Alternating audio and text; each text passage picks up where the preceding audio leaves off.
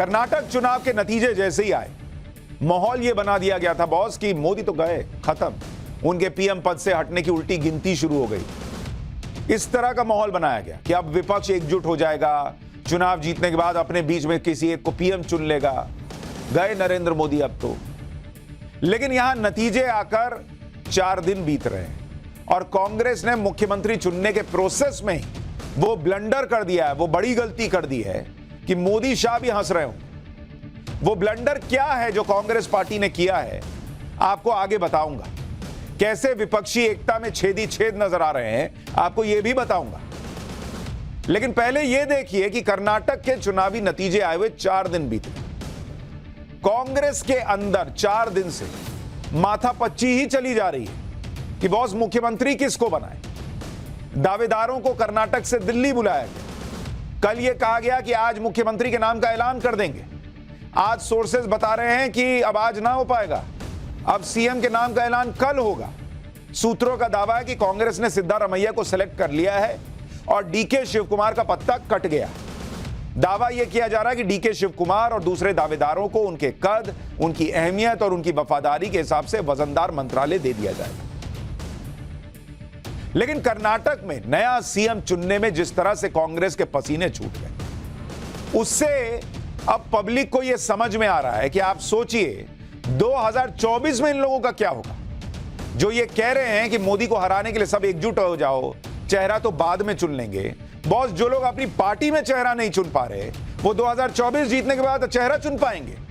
जो लोग अपनी पार्टी में 2 लोगों की लड़ाई नहीं निपटा पा रहे, ये हो रहा है कि तुम ये मलाई वाला मंत्रालय रखो, तुम ये रख लो, वो जब 2024 में नरेंद्र मोदी को मान लीजिए हरा देंगे, तो फिर किस तरह से बंटवारा होगा वो देश समझ रहा है। जो लोग एक सीएम बिना टकराव के नहीं चुन पा रहे, वो पीएम चुन लेंगे और कैसे तलवारें निकल आएंगी उसका अंदाजा आप लगा सकते हैं। ये जो ब्लंडर कर रही है कांग्रेस, मैसेज दे रही है कि बॉस देखिए एक कुर्सी के लिए कांग्रेस में कैसे मारापीटी होती है, ये पब्लिक देख रही है। कर्नाटक में कैसे सीएम बनने के लिए बेंगलुरु से दिल्ली तक दौड़ हुई, खींचतान चल रही है, वो सब साफ साफ दिख रहा है। क्योंकि कर्नाटक में जीत वाले दिन तक कांग्रेस के अंदर सब ठीक था, मतलब ठीक दिखाया जाने का प्रयास हो रहा था। लेकिन उसके बाद जब सीएम चुनने की बारी आई तो नेता अपनी दावेदारी पेश करने लगे। सिद्धारमैया ने सबसे पहले कह दिया कि 135 विधायक उनके साथ हैं और वो विधायक चाहते हैं कि सिद्धारमैया ही सीएम बने, मतलब उन्होंने कह दिया कि सब मेरे ही साथ हैं। फिर डीके शिवकुमार ने जीत का क्रेडिट खुद को ही दे दिया, कह दिया कि कांग्रेस ने 135 सीटें उनके नेतृत्व में जीती हैं। तो मतलब वो कह रहे हैं कि मैं ही जिताया हूं, वो कह रहे हैं तुम जिताए होगे लेकिन सब है मेरे साथ। ये मारापीटी चल गई अपने आपस में, राजनीतिक मारापीटी। अब दोनों नेताओं के ऐसे बयानों ने कांग्रेस को फंसा दिया कि वो सिद्धारमैया को मुख्यमंत्री बनाए या डीके शिवकुमार को। क्योंकि एक तरफ सिद्धारमैया है जो कर्नाटक में बड़े जनाधार वाले नेता हैं, दूसरी तरफ डीके शिवकुमार हैं जो कांग्रेस के ट्रबल शूटर कहलाते हैं, रिसोर्सफुल आदमी है, सारे रिसोर्स जुटा देते हैं। सिद्धारमैया के पास सरकार चलाने का अनुभव है, डीके शिवकुमार को अच्छा मैनेजर माना जाता है। सिद्धारमैया की पिछड़ों, दलितों और अल्पसंख्यकों में मजबूत छवि है। डीके शिवकुमार वो कलिंगा से आते हैं जो दूसरा बड़ा प्रभावशाली समुदाय है। अब आप ये भी समझिए कि जिन 2 लोगों की हम बात कर रहे हैं, एक तरफ सिद्धारमैया है और दूसरी तरफ डीके शिवकुमार। तो सिद्धारमैया जो है वर्सेस डीके शिवकुमार। अब सिद्धारमैया की उम्र क्या है? ये भाई साहब 75 साल के हैं और वो ये कहकर इस बार इलेक्शन में उतरे कि ये उनका आखिरी चुनाव है। बोले मैं 75 का हो गया, अब इसी बार न लड़ सकता हूं, 80 में क्या ही लड़ूंगा। तो वो ये सोच रहे कि बॉस ये लास्ट मेरा चांस है, अब सीएम नहीं बना तो अब कहां, 80 में थोड़ी ये लोग सीएम बनाएंगे। उधर डीके शिवकुमार हैं, इनकी उम्र 61 साल हो गई है, 61 ईयर्स। तो उनको ये लग रहा है कि बॉस अब नहीं बनूंगा तो कब बनूंगा, मैं 61 साल का हूं, 5 साल और वेट करूंगा, 66 साल। कर्नाटक का रिकॉर्ड है कि जिसकी सरकार रहती है वो रिपीट नहीं होती, मतलब अगले 5 साल फिर मान के चलिए चले जाएंगे, तो मतलब वो 71 साल के हो जाएंगे। वो कह रहे हैं मैं 71 साल में सीएम बनूंगा। तो वो कह रहे मेरा राइट टाइम है भाई, मुझे बनाओ। ये कह रहे मेरा टाइम चला जा रहा है, मुझे बनाओ। अब दोनों नेताओं की उम्र और काबिलियत अपनी जगह, लेकिन कांग्रेस में तो सबसे बड़ी योग्यता आपको पता ही है, यही होती है कि किसके पास गांधी परिवार की बैकिंग है।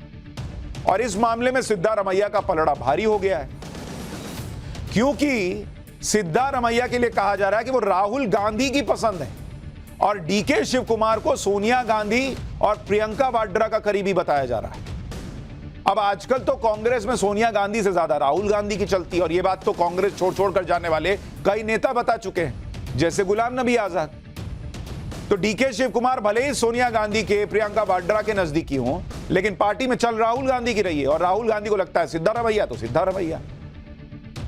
इसे इस तरह से समझिए कि आज ही राहुल गांधी ने कांग्रेस अध्यक्ष मल्लिकार्जुन खड़गे के घर पर जाकर उनसे मुलाकात की, और यह मुलाकात तब हुई जब सिद्धारमैया और डीके शिव कुमार अपनी अपनी दावेदारी जता चुके थे कि भाई मुझे बनाओ, मुझे बनाओ।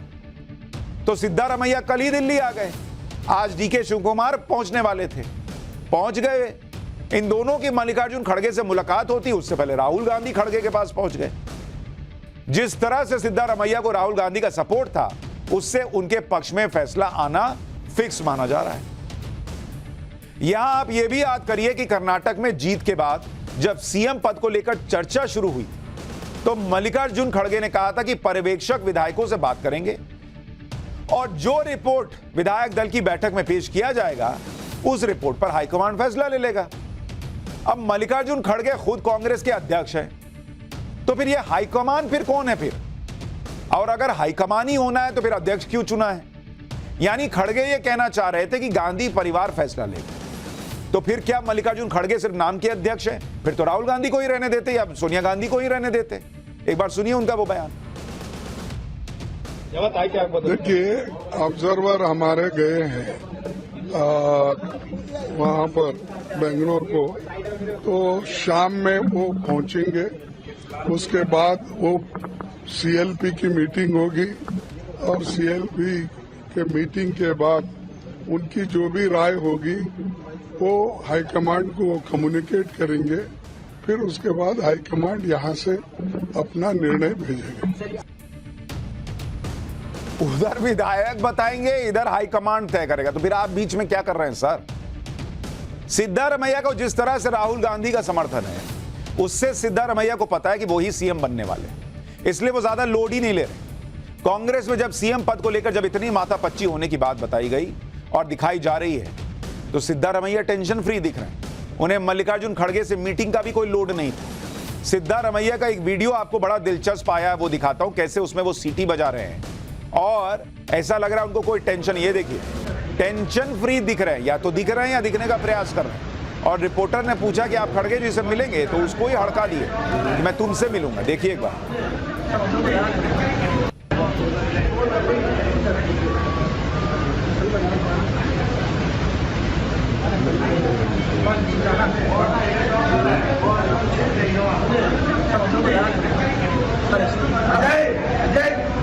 Sir, are you going to meet Mr. Kharge? Are you going to meet Mr. Kharge, sir? Are you going To meet Mr. Kharge. I will meet you.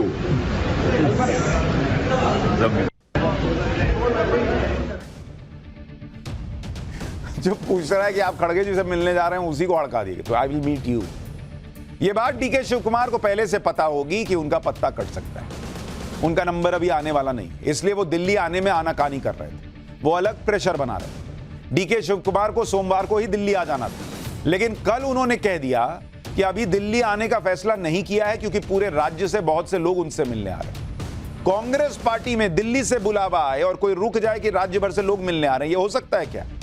इससे आप समझिए कि वो क्या मैसेज दे रहे थे। डीके शिव कुमार ने कहा कि सोमवार को उनका बर्थडे, इसलिए घर में छोटा सा कार्यक्रम है, घर में पूजा है। अरे भैया, यहाँ पूजा हो कुछ हो, लोग दौड़े दौड़े चले आते हैं, आला कमान बुलाता है। तो बाद में डीके शिव कुमार ने यह भी कह दिया था कि वो सोमवार को दिल्ली नहीं जा रहे हैं।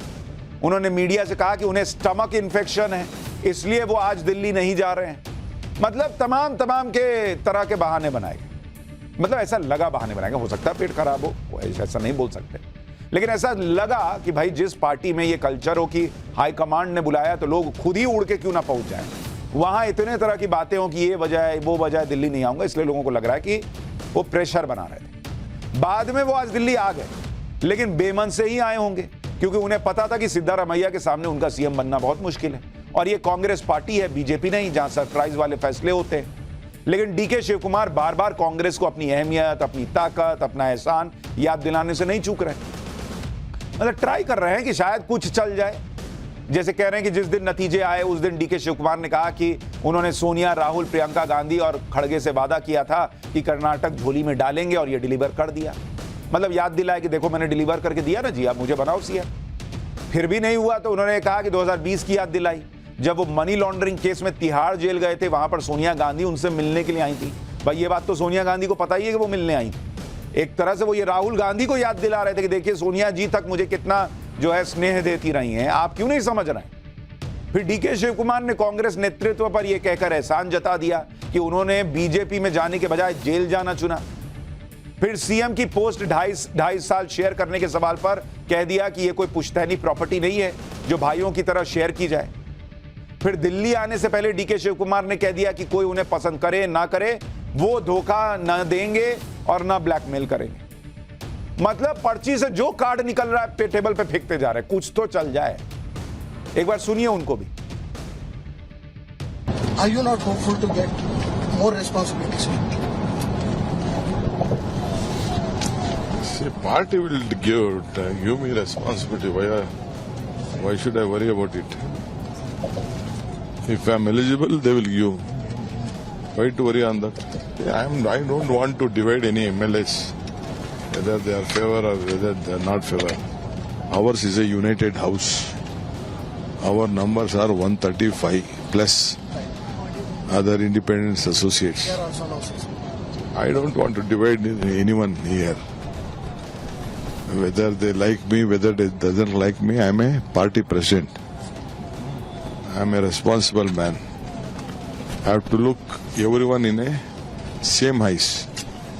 Though I have two eyes, I should look everyone in a equally. That is our basic philosophy of Congress party. Why should I cross my party line? I will not backstab also. I will not blackmail also. That is, whoever want to have their culture, let they do and enjoy it. But why I should do? I will not do. Thank you, sir. I don't want to go to the wrong history.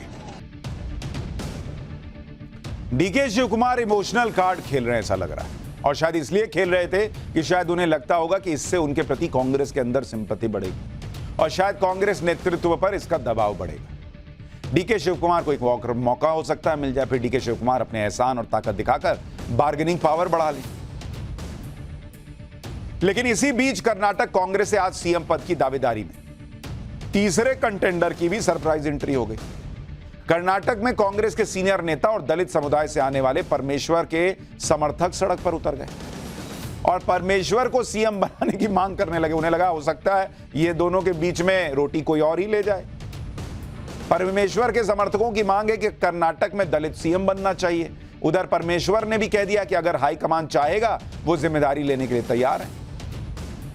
जी परमेश्वर ने कह दिया कि उन्होंने party के लिए जो किया है उसे हाईकमान अच्छे से जानता है, इसलिए उन्हें पोस्ट के लिए कोई लॉबिंग करने की जरूरत नहीं। बड़ा बयान दे दिया कि उनके पास भी 50 विधायकों का समर्थन है, वो 50 विधायकों का ग्रुप बना सकते हैं, लेकिन वो ऐसा नहीं करेंगे क्योंकि उनके कुछ सिद्धांत हैं। वो लॉबिंग नहीं कर रहे हैं तो इसका मतलब ये नहीं कि वो किसी पद के लिए सक्षम नहीं है।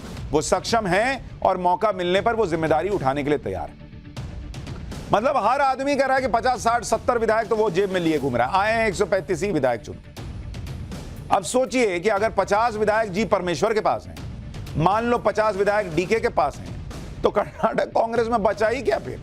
भाई 135 सीट आई है, परमेश्वर कह रहे हैं 50 उनके पास हैं, डीके के पास 40 न 50 होंगे, तो सिद्धारमैया के पास क्या 30 न 35 विधायक हैं और इसलिए वो सीएम बन रहे हैं। फिर भी सिद्धारमैया अगर सीएम बनने जा रहे हैं तो फिर ये कांग्रेस नेतृत्व की ही कृपा हो सकती है। लेकिन उन नेताओं को भी पावर शेयरिंग में बड़ा हिस्सा देना होगा जो 50-50 विधायकों के समर्थन का दावा कर रहे हैं।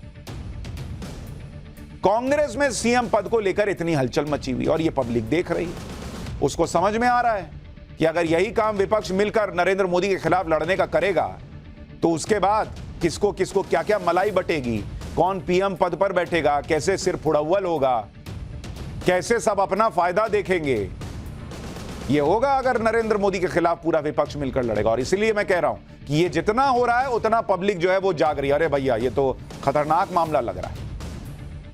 अच्छा, आप देखिए बीजेपी का एक कल्चरल डिफरेंस देखिए। नरेंद्र मोदी ने राज्यों में ऐसे ऐसे फैसले लिए जो उनसे पहले शायद ही कोई सोचता, कोई हिचक नहीं दिखाई। लेकिन कोई बगावत हुई क्या? जैसे आप देखिए, आप नरेंद्र मोदी के फैसले देखिए, मोदी के फैसले जैसे अगर आप देखेंगे हरियाणा, जहां पर जाट सबसे ज्यादा प्रभाव वाली कम्युनिटी है, वहां उन्होंने गैर जाट को सीएम बना दिया। मनोहर लाल खट्टर को गैर जाट सीएम बना दिया। कोई बगावत हुई? एक बार नहीं, 2 बार बना दिया। लेकिन एक चू चपड़ कुछ नहीं। भाई अनुशासन है, पार्टी ने तय कर दिया तो तय कर दिया। कोई वहां रोने धोने या छाती पीटने नहीं आया। झारखंड देखिए, आदिवासी बहुल इलाके में गैर आदिवासी सीएम बनाया, गैर आदिवासी सीएम बनाया। मतलब जो पिछड़ा वर्ग है, जो वाकई में वहां अल्पसंख्यक है, यहां तो अल्पसंख्यक मतलब सिर्फ एक कम्युनिटी बना दी गई, भाई मुसलमान मतलब अल्पसंख्यक। नरेंद्र मोदी क्या कह रहे हैं? भाई किसी राज्य में मान लीजिए जाट बहुल है, तो जो दूसरे लोग पीछे रह गए उनको बनाओ सीएम, उनको लेके आओ। आदिवासी बहुल इलाके में नॉन आदिवासी को बनाओ। कोई विरोध हुआ झारखंड में? उत्तराखंड देखिए, उत्तराखंड में 3 सीएम बदले, 3 सीएम बदले। कोई आपने देखा कि दिल्ली आके लोगों ने धरना दे दिया, बैठ गए, उसका समर्थक हंगामा कर रहा है, इसका समर्थक हंगामा कर रहा है। भाई गुजरात देखिए, गुजरात के अंदर चुनाव से पहले पूरी कैबिनेट बदल दी, पूरी कैबिनेट बदली, सीएम बदल दिया। लेकिन भाई फैसला है तो है, और नए सीएम के चेहरे पर चुनाव में गए और जीत के दिखा दिया। तो लोग ये देख रहे हैं, भाई एक तरफ नरेंद्र मोदी डिसाइसिव फैक्टर है, जो पीछे हैं उनको आगे करने की कोशिश है, और जो निर्णय लेते हैं उसमें फिर कोई बगावत की बात नहीं है। और एक तरफ विपक्ष, जिसमें भाई सिर्फ फुड़व्वल चल रहा है कि कैसे किसको मलाई मिल जाए। कहा जा रहा है कि कर्नाटक चुनाव से कांग्रेस के साथ साथ विपक्ष का भी मनोबल बढ़ गया था, लेकिन यहां तो विपक्ष की पार्टियां एक दूसरे का ही मजाक उड़ा रही हैं। आम आदमी पार्टी की प्रवक्ता प्रियंका कक्कड़ ने कल एक ट्वीट किया जिसमें डीके शिव कुमार समर्थकों से घिरे हुए और कुछ लड़खड़ा कर चलते हुए दिखते हैं। इस पर प्रियंका कक्कड़ ने कमेंट कर दिया, तो एनएसयूआई के एक नेता ने रिप्लाई किया कि यह तस्वीर पदयात्रा की और डीके इसलिए लड़खड़ा रहे थे क्योंकि उनका बीपी 250 प्लस हो गया था। एनएसयूआई के नेता ने आम आदमी पार्टी की प्रवक्ता से कहा कि माफी मांगिए, नहीं तो कोर्ट लेके जाऊंगा। इस पर आम आदमी पार्टी की प्रवक्ता ने डीके शिव कुमार का एक और वीडियो ट्वीट कर दिया जिसमें वो अपने समर्थकों से कुछ इस तरह का इशारा कर रहे हैं, और उन्होंने लिखा कि खंबा घड़ी। वैसे तो खंबा घड़ी का मतलब राजस्थानी भाषा में होता है अभिवादन या नमस्कार, लेकिन चूंकि पब्लिक ये मान के चल रही थी कि इस वीडियो में डीके शिव कुमार जी भी खंबे का ही इशारा कर रहे थे, तो उसका कुछ और ही मतलब निकल गया। लेकिन ये आपको बता रहा हूं कि कैसे विपक्ष में ही लोग एक दूसरे के लिए टांग खिंचाई कर रहे हैं।